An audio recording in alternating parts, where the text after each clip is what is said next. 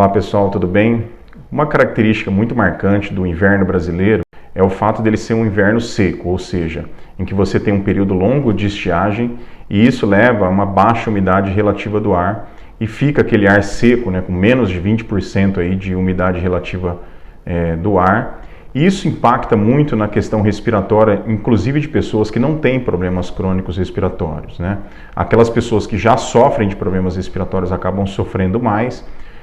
E mesmo as pessoas que não têm problemas respiratórios crônicos também sofrem muito com o efeito do ar seco na nossa saúde respiratória.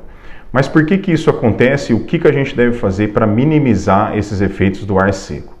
O primeiro ponto que eu gostaria de comentar com vocês é o seguinte: uma das funções da mucosa da nossa via respiratória, principalmente a mucosa nasal, né, é exatamente umedecer o ar que entra. Então, quando a gente respira o ar, a mucosa respiratória, né, da via respiratória, ela tem a função de umedecer o ar. Ela perde umidade para tentar umedecer esse ar, para fazer com que esse ar entre para dentro do seu pulmão úmido, né?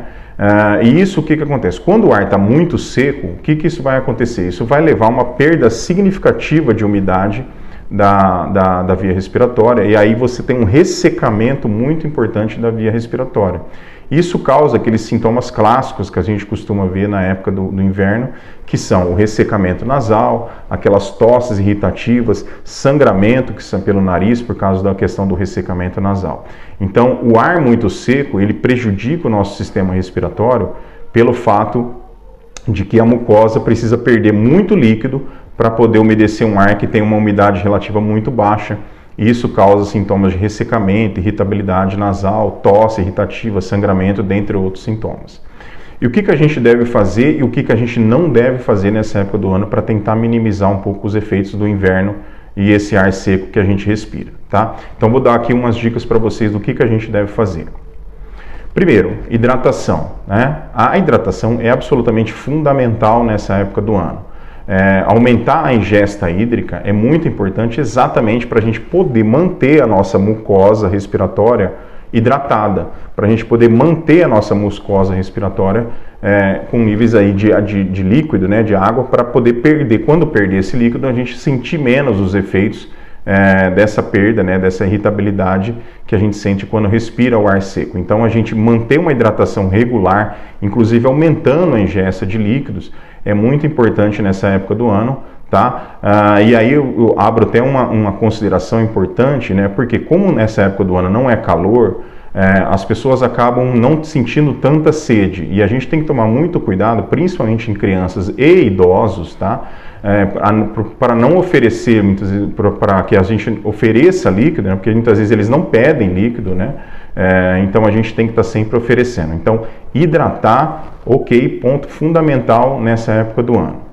O segundo ponto que eu gostaria de comentar com vocês é sobre o uso de umidificador. Essa é uma pergunta muito recorrente que as pessoas sempre têm sobre o uso de umidificador.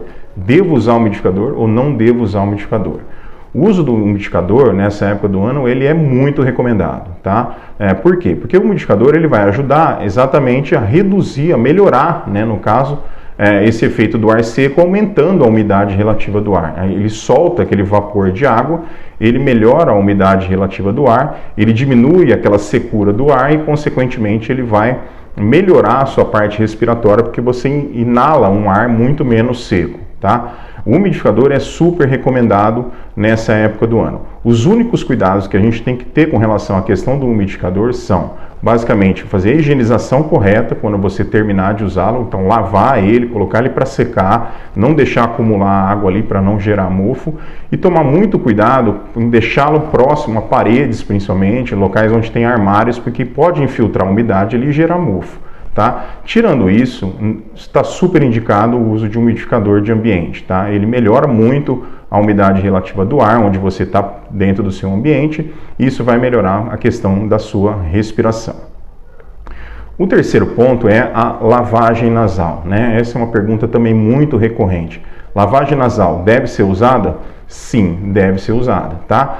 O que faz a lavagem nasal? A lavagem nasal ela vai ajudar primeiro a umedecer a mucosa respiratória. Então, quando você joga ali soro no nariz, ela vai ajudar a manter aquela mucosa respiratória, principalmente da região nasal úmida, e isso, a hora que você respira o ar, ela vai perder aquela umidade para o ar muito seco e vai minimizar os efeitos da secura, principalmente na região nasal, tá?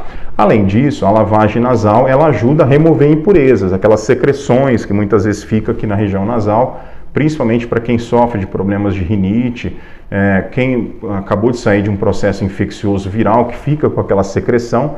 Então a lavagem nasal ajuda, além de umedecer a mucosa respiratória, a remover essa secreção, então é muito importante. Então lavagem nasal super recomendado também nessa época do ano. Uma outra medida que é muito utilizada, principalmente em crianças, é a nebulização com soro fisiológico, né? Deve ser usado ou não deve ser usado nebulização com soro fisiológico nessa época do ano. Eu não recomendo o uso de nebulização com soro fisiológico. Vou explicar por quê, tá? A nebulização com soro fisiológico, quando você inala o soro fisiológico puro, tá? O soro fisiológico ele pode ser um irritante na via aérea, tá? Ele pode gerar inclusive piora dos quadros de tosse, porque ele aumenta muitas vezes a irritabilidade na via aérea. Então, para pacientes que são asmáticos, por exemplo, o uso de nebulização pura com soro fisiológico, pode levar inclusive a quadros de broncoespasmo, né? Um fechamento do brônquio, porque ela irrita tanto o brônquio que muitas vezes acaba fechando o brônquio. Então, a nebulização com soro, ela só deve ser usada se você diluir nessa nebulização medicações, como por exemplo, os broncodilatadores para fazer as inalações, tá? Tirando isso, não se recomenda o uso de nebulização com soro fisiológico simples para umedecer a via aérea, porque ela pode piorar, inclusive, a irritabilidade na via aérea, aumentar a secreção, aumentar a produção de secreção, aumentar a tosse e induzir quadros de broncoespasmo, tá? Muito melhor do que fazer a nebulização com soro fisiológico são as medidas anteriores que eu falei: aumentar a hidratação, fazer lavagem nasal e uso de umidificador de ambiente. Se você fizer essas três sequências, né, essas três coisas que eu recomendei aí para melhorar essa questão ambiental, já vai ser suficiente e você vai sentir uma diferença muito grande nessa época do ano respirando esse ar muito seco, tá? Então, o que eu recomendo? Aumento de hidratação, ok. Uso de nebulizador, uso de umidificador de ambiente, né? Aumento da ingesta hídrica e lavagem nasal, tá? Isso tudo é recomendado. Não recomendo o uso regular de nebulização com soro fisiológico, porque eu acho que pode piorar, inclusive, aí a irritabilidade da via aérea e também pode induzir quadros de broncoespasmo. Eu acho que não é muito legal. Essa é uma medida que é muito comum, usada principalmente em crianças, né? Mas praticamente não vejo muito benefício e pode inclusive induzir a riscos de piora dos sintomas respiratórios, tá?